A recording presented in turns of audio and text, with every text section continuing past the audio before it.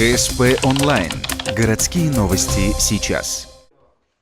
Пятница, городадминистрация, еженедельная планерка. Несколько недель назад был поднят вопрос о пуске газа в дома геологов 13, Молодежная 18, это в поселке Дальний. У людей здесь трудности, потому что на дворе не жарко, а воду горячую или на плитках надо греть, или водонагреватель покупать. Начальник управления ЖКХ в эту пятницу озвучил возможное решение вопроса. Я думаю, что со следующей недели, ориентировочно 8-9 числа, будет повторный пуск газа в эти дома. Все будет теперь зависеть, наверное, от жильцов дома и управляющей компании, насколько смогут организовать сбор собственников в доме. Стопроцентное присутствие собственников – обязательное явление. Нераспределенные квартиры будут отключены отдельно, и там проблем с этим не будет. В последние дни участились случаи, когда в ДТП попадали пешеходы. Многие водители жалуются, что в городе проблемы с освещенностью.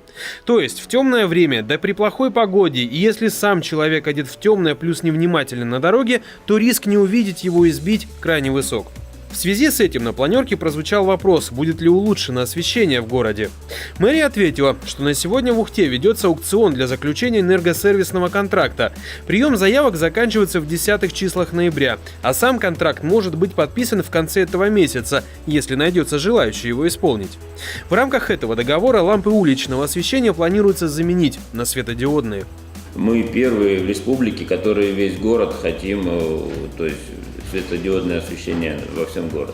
То есть есть отдельные улицы у некоторых муниципалитетов, но вот всего города нет. Поэтому там есть определенные сложности, то есть по подготовке документации были замечания, где в процессе работы, поэтому вот чуть-чуть затянулся этот вопрос. Хотели за летом все это сделать, чтобы было работать в то время, когда нет уличного освещения. Если все сложится, заменят порядка 3000 ламп на светодиодные. Ожидается, что при этом видимость улучшится.